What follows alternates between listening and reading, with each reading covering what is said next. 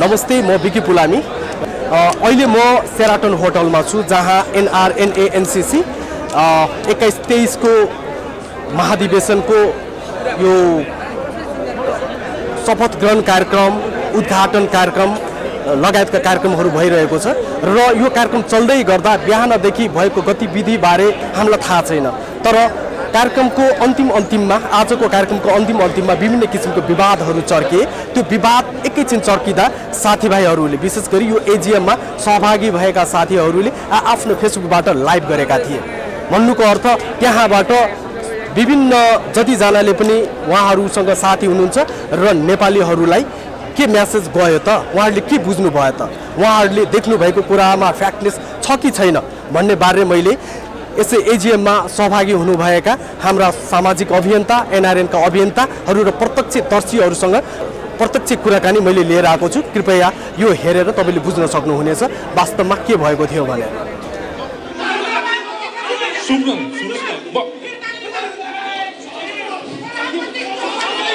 सुन्नुहोस्, मेरो कुरा सुन्नुपर्छ तपाईहरु।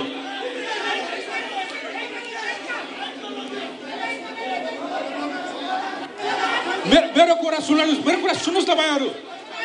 सुन्नुपर्छ तपाईहरु मेरो कुरा।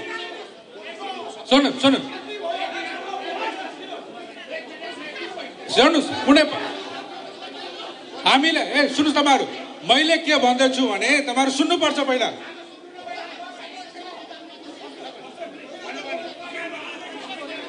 मैले ओपनिङ सेरेमनी नसक्दै शपथ गराउनलाई मलाई सल्लाह गर्नुपर्छ नि। ओपनिङ सेरेमनी पछि त गर्ने कुरा हाम्रो हुँदा पनि तपाईहरु बिचमा गर्न मिल्छ र? अनि ओपनिङ सेरेमनी त सक्नु पर्यो नि त पहिला। ल यसो गरौँ, सुन्नु ल, अब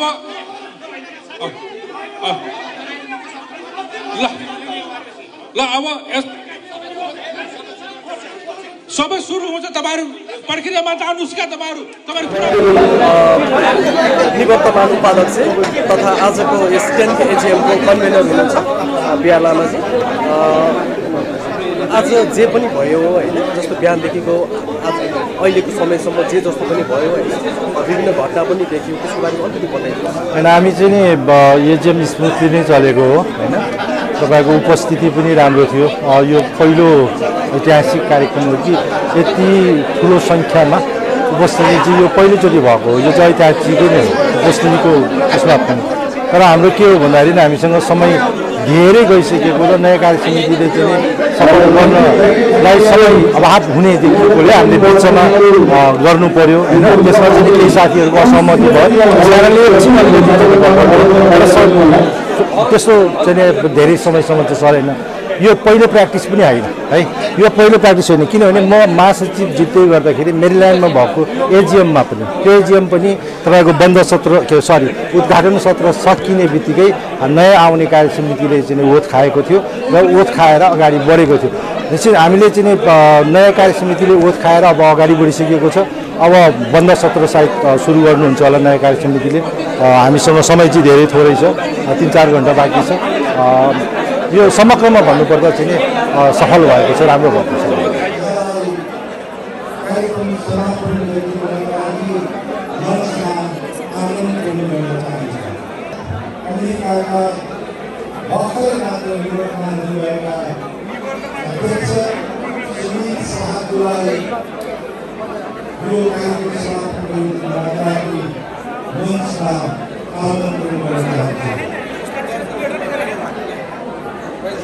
NRNANCC अमेरिकाको 10th एजिएम चलिरहेको छ होइन। तपाईँ बिहानदेखिकै प्रत्यक्षदर्शी के भएको, अघि विवाद पनि चर्कियो एकछिन होइन, हालसम्म पनि अवस्था सिर्जना होला जस्तो भएको थियो। त्यसको बारेमा अलिकति बताइदिनुहोस्, परिचय छैन। म प्रेमराज सापकोटा हो। म नेपालमा नवलपरासी जिल्लाको रजरमा बस्छु। यहाँ आजको कार्यक्रममा चाहिँ मैले हेरिरहँदेखि बडो दुःखद घटना हो यो। प्रवासमा आएको नेपालीहरू, विदेशमा बसेको नेपालीहरूमा सबै एकता हुनुपर्नेमा एकता नभइकन कोही कता फर्केको गुट उपगुट नेपालकै यहाँका हामी नेपालीहरूले नेपालकै त्यहाँका राजनीतिका गुटको नक्कल गरेको मैले पाएँ। के भन्नुहुन्छ तपाईँलाई अब यो यस्तो भइरहँदा होइन अब अमेरिका जस्तो एउटा विकसित राष्ट्रमा बसेर पनि होइन एउटा नेपाली भएर नेपालीकै सहयोगको लागि यो सञ्चालन को भलाइको निमित्त खडा भएको छाता सङ्गठन होइन नेपालीहरूको यस्तो अवस्था आउँदा के भन्नुहुन्छ? यो त दुःखद कुरा हो नि। अब नेपालबाट विभिन्न कारणले विदेशमा आएका नेपालीहरू छन्, उनीहरूको एकता हुनुपर्ने। एनआरएन भनेको एउटा महत्त्वपूर्ण संस्था हो र म साँच्चै भन्दैछु के भने मैले एउटा किताबमा पनि देखाएको छु यसलाई। यो संस्था चाहिँ सम्पूर्ण विदेशमा बस्ने नेपालीहरूको साथी हो। तपाईँको साथी चाहिँ साथी बन्न सकेको रहेनछ, अब यसलाई हामीले साथी बनाउन सक्नुपर्छ। म यही सुझाव दिन्छु। म अहिले 70 वर्ष उमेर भइसकेँ, तर यो चाहिँ झन्डा हालेको मलाई त्यति राम्रो चाहिँ यहाँलाई सेक्युरिटी बनायो।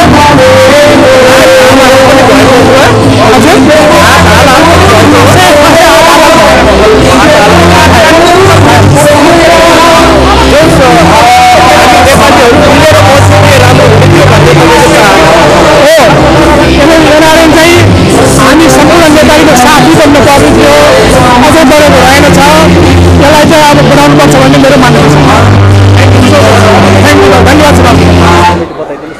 वास्तवमा के भएको थियो भने कार्यक्रम एकदम सफलताको साथ भइरहेको थियो, अनि यो समयको अवधिको कारणले गर्दाखेरि चाहिँ कार्यक्रमलाई अलिकति छोट्याउने भन्ने कुरा भयो होइन। अनि त्यो कारणले गर्दाखेरि चाहिँ त्यो छोट्याउने क्रममा चाहिँ एउटा कार्यक्रमलाई चाहिँ छोडेर अर्को कार्यक्रम स्टार्ट गरेको कारणले चाहिँ भयो। तर त्यस्तो के पनि भयो होइन। साधारण डिस्कसलाई चाहिँ धेरै मान्छेहरू आएर चाहिँ छुट्याउने या गर्ने त्यो मात्रै भयो, बाँकी के पनि भएन। कार्यक्रम एकदम सफलताका साथ भयो। त्यस्तो नराम्रो के होइन। साथीहरूले त्यसलाई फेसबुकमा चाहिँ अब लाइभ गरेर चाहिँ नकारात्मक असर भयो होला, तर त्यो होइन, वास्तविक त्यो भएको होइन। एकदम राम्रोसँग चाहिँ कार्यक्रम सफल भयो। यो वेलकम। म कृष्ण लामी छाने, म यो लाइफ मेम्बर एनआरए एनसिसी अमेरिकाको। मलाई लाग्छ आज हामी 10 बजेबाट कार्यक्रम भन्ने पहिले प्रोग्राम पठाइएको थियो, त्यो अनुसार हामी बिहान 10 बजेबाटै यो कार्यक्रम हलमा प्रवेश गरेका थियौँ। त यसको लागि थोरै व्यवस्थापन समितिको साथीहरूले व्यवस्थापनमा अलिक कमजोरी गरेको हुनाले 10 बजे कार्यक्रम सुरु हुन सकेन। लगभग 11:30 पौने 12तिर कार्यक्रम सुरु हुन गयो। विशेष गरी अब उद्घाटन कार्यक्रम मुख्य भएको हुनाले उद्घाटन कार्यक्रम चलिरहेको बेलामा र उद्घाटन कार्यक्रमलाई यो विशेष गरी यो कार्यक्रमको अध्यक्ष उद्घाटन कार्यक्रमको अध्यक्ष सुनिलजी र यहाँको अहिलेको कन्भेनर हाम्रो बिआर लामाजी बिचमा जुन अहिले कन्भेनरको हिसाबले जुन कार्यक्रम आयोजना गरिराख्नु भएको छ उहाँको बिचमा थोरै कोअर्डिनेसन नभएको जस्तो देखियो। कोअर्डिनेसन नभएको सन्दर्भमा के देखियो भने अहिले त्यो शपथ लिने कार्यक्रम पहिले स्केड्युल अनुसार आज थिएन। कार्यक्रम सकिसके पछाडि भोलि गर्ने भन्ने कार्यक्रममा थियो र त्यो अहिले कार्यक्रम चलिरहेको बेलामा कन्भेनर बिआरजीले चाहिँ शपथै अहिले लिने भनेर चाहिँ तत्कालै घोषणा गर्नुभयो। जुन कुरा कार्यक्रमको सभापति अध्यक्षलाई थाहा नभएको कुरा उहाँले व्यक्त गर्नुभयो र कार्यक्रम सेड्युलमा अध्यक्षलाई पनि सल्लाह नगरिकन त्यो प्रस्तुत गरेको हुनाले अब दुईटा उपस्थित भएका सहभागीहरू बिचमा अलिक द्वन्द्व सिर्जना भयो र दुई पक्ष रूपमा भनामन पनि भयो र अलिकति कार्यक्रम अस्तव्यस्त पनि भयो।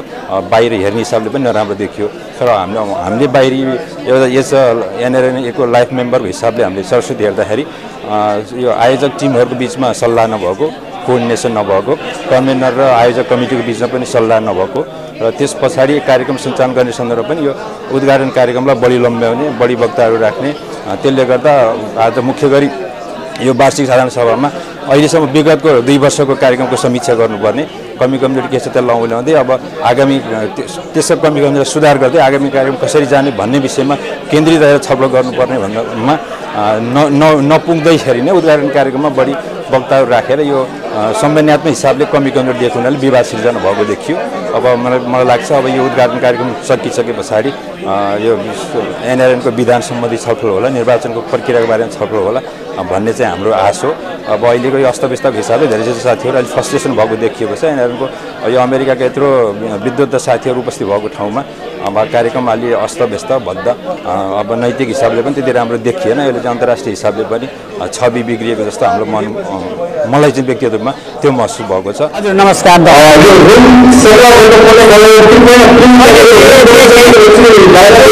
घटनाको आधारमा यो घटनाको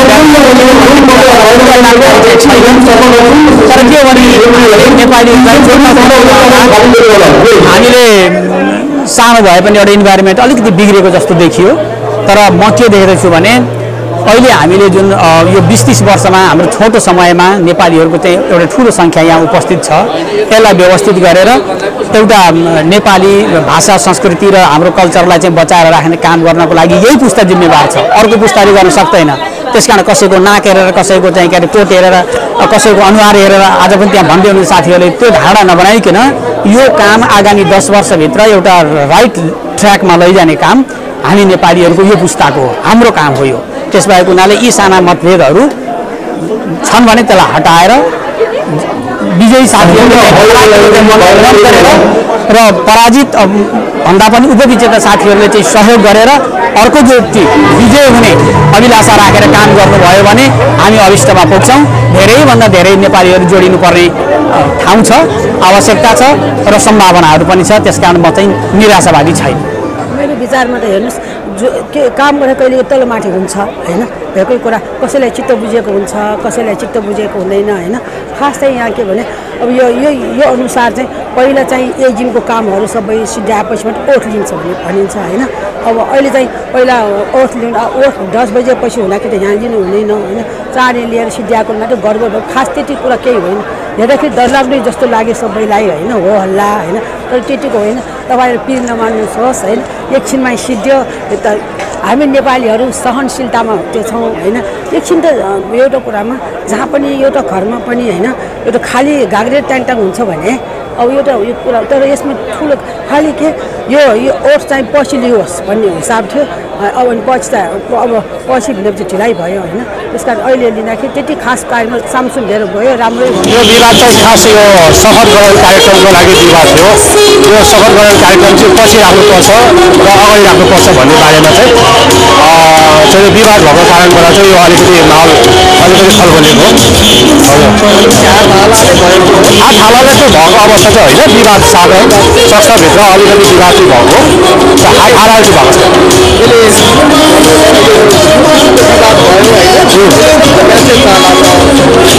यसले चाहिँ यो नहुनु पनि थियो होइन। यो अलिक दुःखद छ, किनभने यो मेसेज भनेको अब समुदायमा जाने कुरा हो।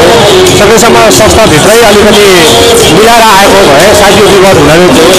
यसो हेर्दाखेरि संस्थाभित्रै अलिकति केही कन्फ्लिक्ट भएको हो कि भन्ने चाहिँ त्यो अनुभूति हामीलाई भयो। किनकि कन्भेनरज्यूले चाहिँ कार्यक्रम सुचारू रूपले सञ्चालन गर्नुभयो र अध्यक्षज्यूबाट अलिकति त्यसलाई चाहिँ कार्यक्रम राख्नु पऱ्यो, शपथ ग्रहण कार्यक्रमलाई चाहिँ पछाडि राख्नु पऱ्यो भन्नुभयो। त्यो हिसाबले चाहिँ उहाँहरूभित्रैबाट अलिकति कन्फ्लिक्ट भएर चाहिँ आएको हो कि भनेर चाहिँ हामीले महसुस गर्न सकिन्छ। हजुर, आउनुपर्ने हो। म सत्यनारायण चौधरी, अहिलेको निवर्तमान बोर्ड अफ डाइरेक्टर। यस्तो नहुनुपर्ने भयो। जुन यो एउटा प्रक्रियाको विवाद थियो, त्यो प्रक्रियाको विवाद जसरी टुङ्गियो त्यो त्यसरी टुङ्गेको भए अझ बेटर हुन्थ्यो कि भन्ने मेरो भनाइ हो। गल्ती कसको, दोष कसको र यसलाई कसैको दोष र नदोष भन्दा पनि यो चाहिँ पुरै एनआरएमको हार हो कि जस्तो मलाई लाग्यो। यो शपथ ग्रहणको दिनको अब यसलाई विवाद भन्नु मिल्दैन। सानातिना इस्युहरू अब अलिकति विचारहरू अलिकति भनाभन सामान्य भइहाल्छ। आफ्नो आदान प्रदान गर्ने क्रममा अलिकति साथीहरू बिच अन्डरस्ट्यान्डिङमा कमी भएको मात्रै भन्छु मैले। यो ठुलो विवाद केही होइन, सामान्य लिन्छु मैले यसलाई। शपथ ग्रहण खाना अलिकति पछाडि गर्ने कि अगाडि भन्ने मात्रै कुरा थियो। त्यसमा चाहिँ अलिकति अब सन्ध्याकालीन पनि भइसकेको यो टाइम हो भनेर शपथ ग्रहणको अगाडि बढाइएको हो। त्यति बेला मैले विवादको रूपमा लिएकै छैन। त्यस्तो विवादै भनेर आउने इस्यु चाहिँ थिएन। त्यसलाई विवाद गर्न निर्वाचित टिमले निर्वाचन कमिटीबाट यसलाई मैले सामान्य लिउँ भन्छु। यो सामान्य हुन्छ। कहिले कहिले हामीलाई इमोसनल भइन्छ साथीहरू। कसैले अब एक्सप्रेस गर्दा कोही अब एकदम बढी चिच्चाएर भन्ने, कोही बिस्तारै भन्ने पनि हुन्छ त्यही कुराहरू, कोही भाषा मिलाएर भन्ने हुन्छ। त्यहाँ केही साथीहरूले अलिकति होल्ड गरौँ भन्ने थियो। त्यसमा हाम्रो साथीहरूले गरौँ, निर्वाचन कमिटीले गरेर सकौँ भन्ने थियो। उहाँहरूले हस्तान्तरण गर्नु थियो, शपथ खुवाएर नयाँ कमिटीलाई र पुरानोलाई निर्वर्तन गराउँथ्यो। उहाँहरूले आफ्नो जिम्मेवारी पुरा गर्नुभएको मात्रै भन्छु मैले।